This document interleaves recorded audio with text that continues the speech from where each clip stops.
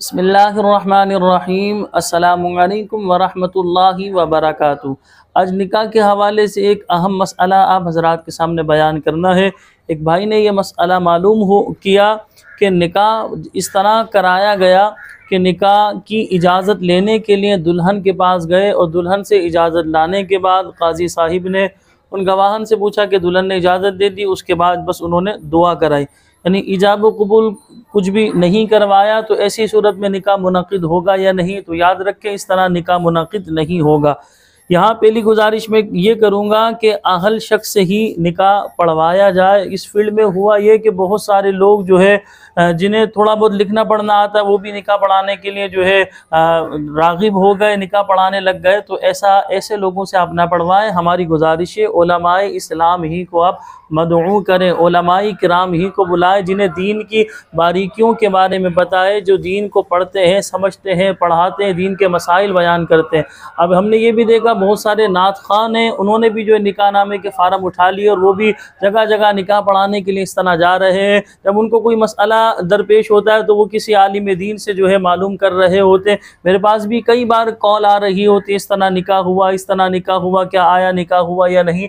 तो लिहाजा गुजारिश ये, जब आप एक फील्ड को इख्तियार कर रहे हैं, काम को इख्तियार कर रहे हैं, तो आपको चाहिए कि आप उस के बारे में मसाइल भी तो पढ़ें, उसकी स्टडी भी तो करें, वो मसाइल पढ़ें, आपको पता हो कि इजाब व कबूल किसे कहते हैं, मजलिस का एक होना, गवाहन के हवाले से क्या शराइत है, ये सारी नॉलेज इंसान को होनी चाहिए। बहरहाल दुल्हन से इजाज़त लेने के लिए गवाह गए। यहाँ ये याद रखिएगा, हमारी गुजारिश ये है कि जो निकाह खां है वो ख़ुद जो है इजाज़त लेने के लिए जाए। अगर उन्हें इजाज़त लेने के लिए नहीं भेजा जा रहा तो अब ऐसी सूरत में ऐसे शख्स को जो पढ़ा लिखा समझदार शख्स हो, दुल्हन का महरिम हो, भाई हो, इसी तरह वालिद हो, चचा हो, ताया हो, मामू हो, तो इन लोगों में से किसी को जो पढ़े लिखे हों, समझदार हों, इन्हें आप भेजें और अल्फाज ये दें, आप इजाज़त अपने हक़ में लेंगे। निकाह खां जो है वो निकाह पढ़ाने वाला काजी इजाज़त अपने हक़ में लेगा कि आप, जैसे मिसाल के तौर पे मेरा नाम ज़िशान है, इस तरह हम इजाज़त लेंगे फ़ुला, यानी कि जब हम किसी को भेजेंगे तो ये कहकर भेजेंगे कि आप उनका नाम ज़िक्र करना खातून का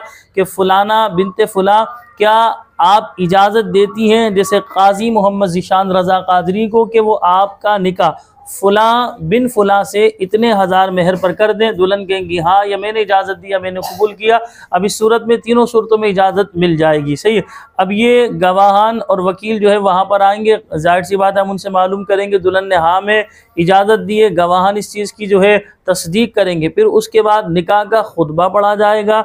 निकाह का खुतबा पढ़ लेने के बाद जो है, अब जो है यानी कि जैसे मैं अगर पढ़ा रहा हूँ तो मैं इस तरह डायरेक्ट दुल्हा से कहूँगा कि मैंने मोहम्मद ज़िशान रज़ा कादरी अलमदनी बिल्लई क़यामत ने अपनी मुअक्किला यानी फ़ुलाना बिनते फ़ुलां का निकाह आपसे, फ़ुला बिन फ़ुला आपसे इतने हज़ार मेहर पर रूबरू इन गवाहों के किया कि आपने इस निकाह को कबूल किया। तो दूल्हा कहेगा जी मैंने कबूल किया, या मैं जो है इस चीज़ का इकरार करता हूँ या इस निकाह को कबूल करता हूँ।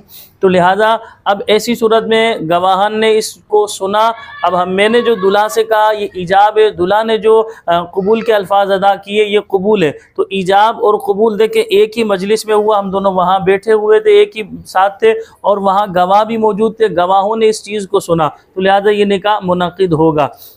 तो हमने आपको बताया निकाह खां खुद इजाज़त लेने के लिए जाए, अगर उसे इजाज़त लेने जाने नहीं दिया जा रहा तो अब ऐसी सूरत में जिन्हें वो इजाज़त लेने के लिए भेजेगा अपने हक़ में इजाज़त ले। ऐसा नहीं कि बाज़ लोग क्या करते हैं, वो काजी साहिब से फार्म लेते हैं और फार्म लेने के बाद कहते हैं आपका निकाह इतने हज़ार मेहर पर फ़ुला बिन फ़ुला से कर दें, क्या आप कबूल करती हैं? दुल्हन की हाँ मैं कबूल करती हूँ। तो उससे सिग्नेचर लेकर आ जाते और कहते काजी साहब निकाह पढ़ा है। तो ये निकाह जाहिर सी बात है, इसमें इजाज़त जो है उन्होंने दुल्हन से ली। अब काजी के हक़ में जो निकाह खाए जिनको आप हैंड ओवर कर रहे हैं उनके हक़ में इजाज़त तो नहीं ली।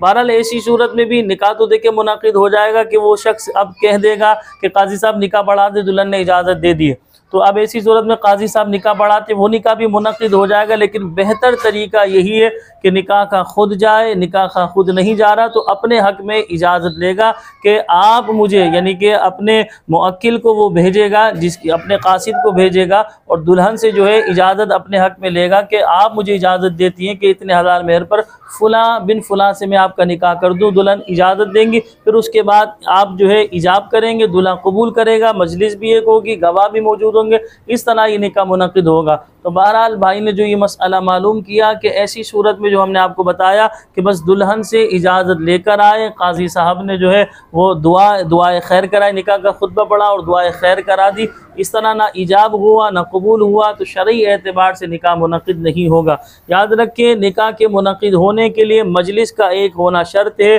उस वहाँ पर जो है उस मजलिस में 2 आकिल बालिग मुसलमान मर्द मौजूद हो या एक मर्द 2 औरतें मौजूद हों, जिन्होंने इजाब व कबूल को जो है वो बाकायदा सुने। यानी ये 2 मर्द मौजूद हैं तो इजाब व कबूल को वो दोनों मर्द सुने अपने कानों से। इसी तरह एक मर्द और 2 औरतें हैं तो वो इजाब व कबूल को सुने और उन्होंने इजाब व कबूल भी सुना हो, यानी इतनी आवाज़ से इजाब किया गया, इतनी आवाज़ से कबूल किया गया कि उनके कानों तक आवाज़ आई, तब ये निकाह मुनक़िद होगा। बाकी जो चीज़ें, निकाह का खुतबा पढ़ना ये एक सुन्नत अमल है, निकाह का खुतबा पढ़ा जाता है, इसके बाद निकाह होने के बाद फिर दुआ कराई जाती है बरकत के लिए। तो लिहाजा ये निकाह की शराइत में से नहीं है, लेकिन ये भी अच्छा अमल है, ये भी करना चाहिए। लेकिन हमने बताया निकाह में मेन चीज़ ये है कि ईजाब और कबूल का एक मजलिस में होना शर्त है। ईजाब और कबूल इतनी आवाज़ से हो कि गवाहान जो है उसको सुने और मजलिस एक हो, गवाह भी उसी महफिल में मौजूद हो। यकीनन आज की वीडियो आपको बेहद पसंद आई होगी। आपसे गुजारिश है